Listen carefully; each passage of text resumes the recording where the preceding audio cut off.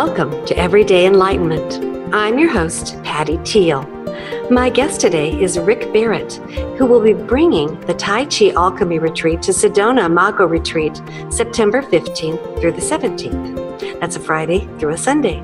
Sedona Mago Retreat is a 190-acre spiritual retreat center surrounded by the magnificent Red Rocks near Sedona, Arizona. Rick Barrett teaches seminars all over the country. He says that he has benefited greatly from the generosity of many wonderful teachers for the 20-plus years he has been studying and teaching Tai Chi. It's more, though, than just Tai Chi, but I can't pronounce all the different things that Rick teaches, so I'm going to let him tell us about that. Welcome, Rick. Thanks so much for being here today. Hi, Patty. It's a real honor and a pleasure to be on your show. Oh, the pleasure is mine. So I guess there's lots of different types of Tai Chi? Yes, there are. And you could say that there are as many different types of Tai Chi as there are Tai Chi teachers or Tai Chi practitioners, because it's an art form that is embodied by the person. So you have a direction that you're moving that are guided by the principles and the traditions of your particular style. But as it manifests in your body, it becomes unique to you. You try to move in the direction of the principles. We never do it right. We just suck at it a little bit less each time we do it. Well, when I watch it, it looks pretty good to me. And you're right. People do have their individual styles. Some seem to be more flowy, and others it looks almost more like a martial art. So it's very different styles, and different people do it a little differently. Yeah. The name of the retreat that you're bringing to Sedona Mago Retreat is called Tai Chi Alchemy. So what's that? I remember visiting Sedona for the first time back in 1994 and was so smitten by the place that I immediately said, oh my God, we've got to bring a Tai Chi retreat here. But it just seemed like the perfect place. And what I wanted to do at the time was to change the tone of the prevailing mood at the time. At that time was following a traditional martial arts model, which is very parochial. My school and my teacher and my way is the best way. And kind of bring people together and share information and do it in kind of an egoless environment where there's a lot of support and understanding. And it grew from that, and it went through its growing pains to get to a point where actually the vision is very real now. We're seeing that every year, and every year gets a little bit better. Wow, because the very word alchemy, I actually have always liked that word, but I thought, what does that mean? And the definition was kind of transforming or combining elements into something new. So I guess everyone that comes adds something new, and you combine the elements and come up with something magical? Absolutely. We're taking all these disparate elements, people coming from all over, from as far away as Japan. They bring their own unique perspective. One of the characteristics of alchemy is that there is this transmutation that occurs as you bring these elements together, and something emerges from it that is unlike all the elements that you brought together. This is in keeping with the essence of what Tai Chi Chuan tries to do, which is to allow for a body-mind integration at a very high level, which then creates a superconscious state. And from that, you're able to then function in a way which is unlike the qualities that you brought into it. It's no longer just body, it's no longer just mind, but there is something else that's happening there where you enter into this space between thoughts where you're opening to energies and information that are not available to you in your normal state. Wow, that's interesting. So that kind of a meditative state happens while you're doing the Tai Chi in between movements and breaths? It actually is something that you want to cultivate, that you have that at the very start, that you begin in a state where you have moved into the superconscious state before you even begin moving. And that comes through years of practice. It's no longer just a conceptual notion, but it is something you feel in your body. And by doing this, you then awaken to the possibility of Tai Chi Chuan as a martial art, where you are keeping that meditative state, that clear-minded, centered, calm state, even when encountering physical attack. you can maintain that, and that's where the power comes from. Oh, that's fascinating. Reminds me of some of these movies that you've seen where these masters are in this amazingly calm state, but they can still defend themselves and their reflexes are 100% better than normal. Is that what you're talking about? That's exactly it. There's a quip that sometimes gets bandied about, and that is that if it don't look fake, it ain't real Tai Chi. Right. Looks very Hollywood, yes. Yeah, it's like, wait a minute, that's not possible what just happened there. Right. And if it's not, that's not happening, you're not getting that high level Tai Chi Chuan that is possible within the art.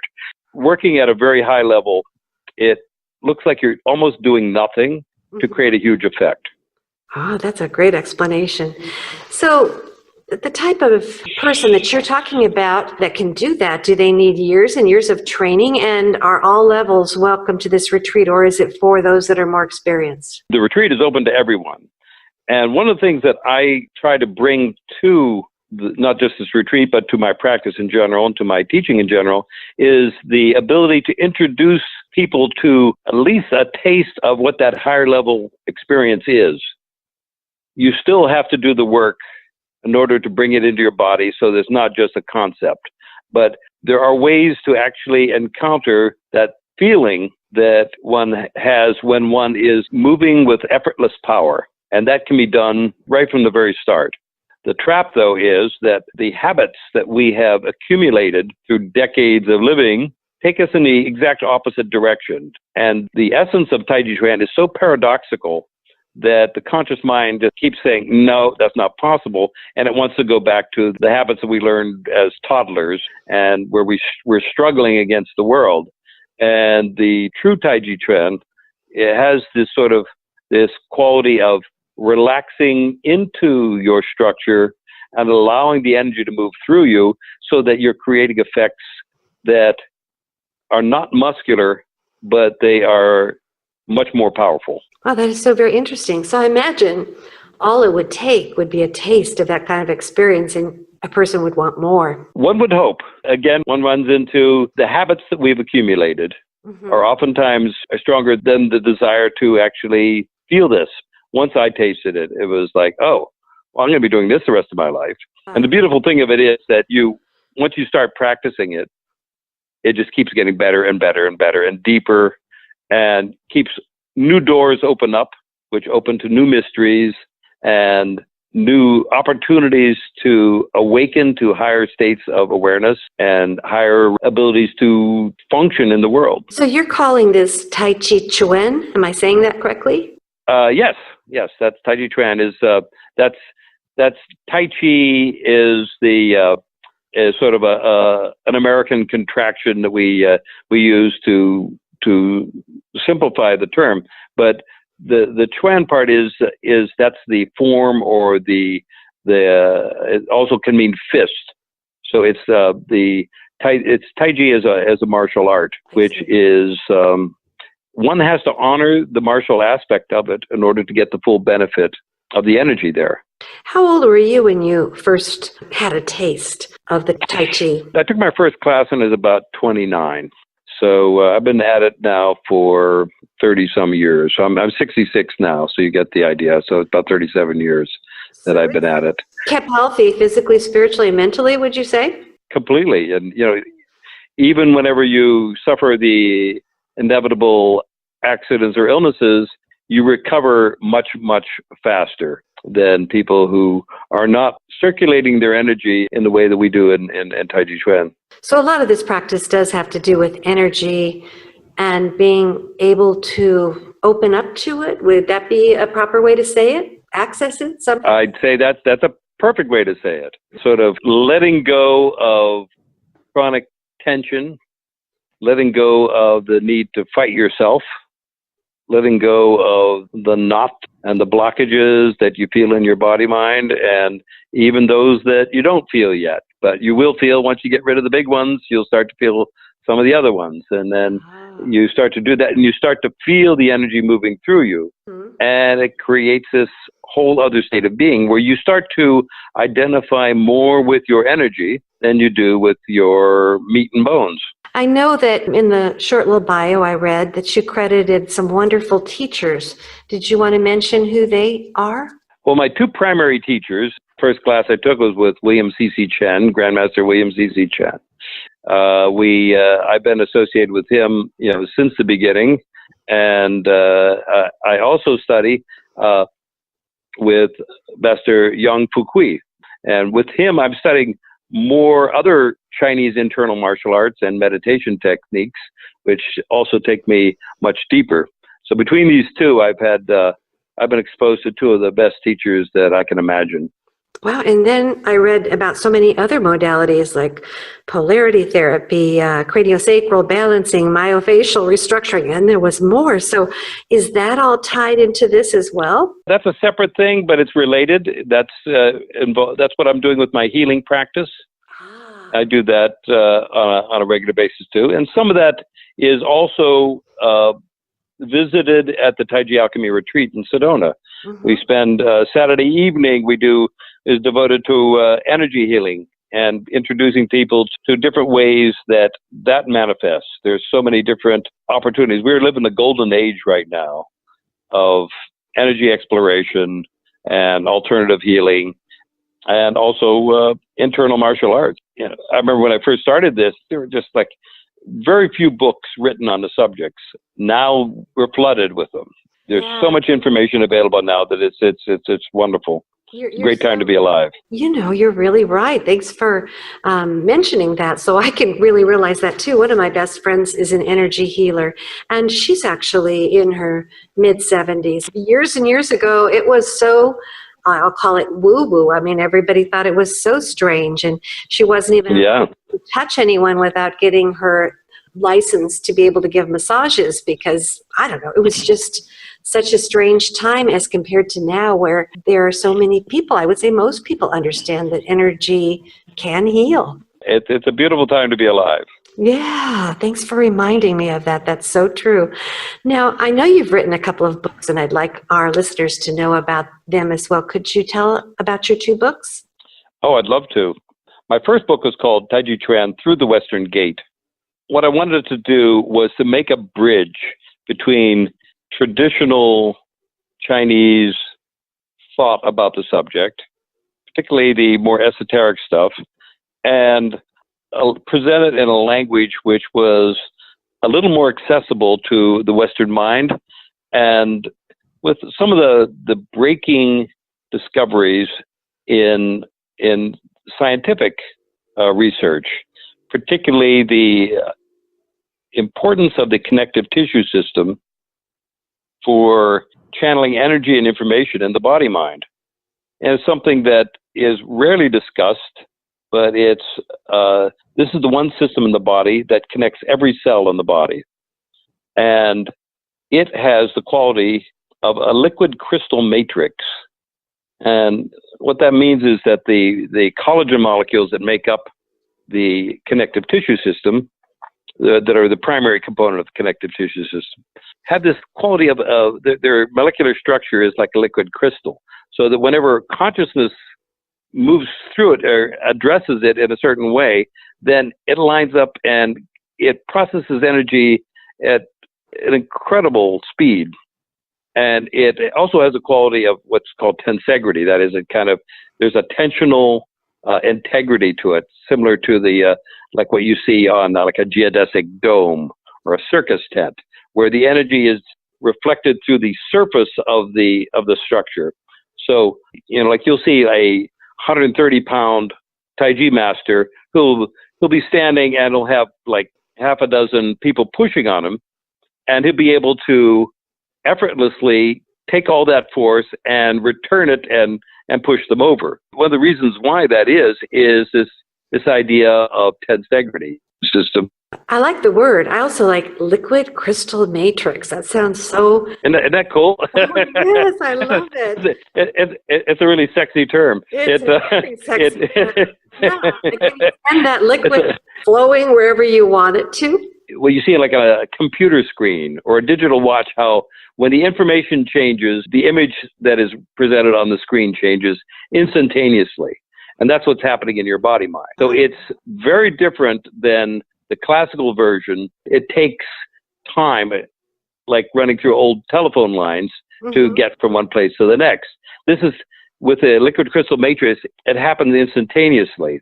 And this is something that I refer to in my book as energetic coherence. Whenever a structure takes on a quality of coherence, it moves into a state of wholeness and then takes on qualities that are not present in a non-coherent state. For example, a ordinary light bulb is a chaos of frequencies. Most of the energy is lost in the form of heat. But if you take light waves and you move them all in the same direction, in phase, at the same amplitude, then you have what we refer to as a laser. And all that is coherent light. And coherent light takes on qualities that are not present in an ordinary light bulb. You can do surgery with it. You can cut through things. You can send a tight beam to the moon with very little dissipation of the waves.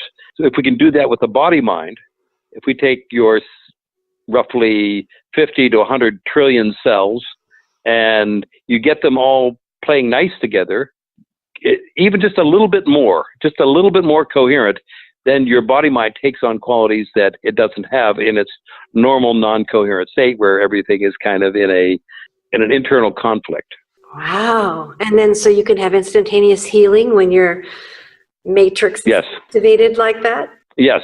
You're moving toward wholeness on a regular basis. So you're spontaneously healing things moment by moment. And your recovery from, things like surgery. I've had surgeries where the recovery astounds the doctor, and that just becomes part of who you are. And so your second book? The second book goes in a slightly different direction. It's certainly informed and inspired by the first one, but the second one is called Finding You in a World of It. I love that title. I have to think about it a little bit, though. Finding You in a World of It. Explain it to me. That consciousness develops as we move from a pre-conscious state into a conscious state. We learn to identify things, we learn to name things, and we learn, mommy and doggy, and then we start to get more and more names for things, and then we start to get systems of namings. We start to get ideas and systems of ideas, and then systems of systems, and we start to get more and more complex thought. And as we do that, we move farther and farther from that physicality which inspired us in the first 18 to 24 months of life, and we identify more and more with our thinking process.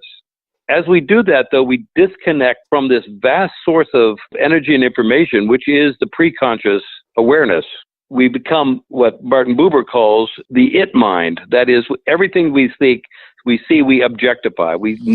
Everything gets included into our story, into our narrative, and we meet a person and not as the person themselves, but as their role, their teacher, mommy, daddy. We look at things as objects.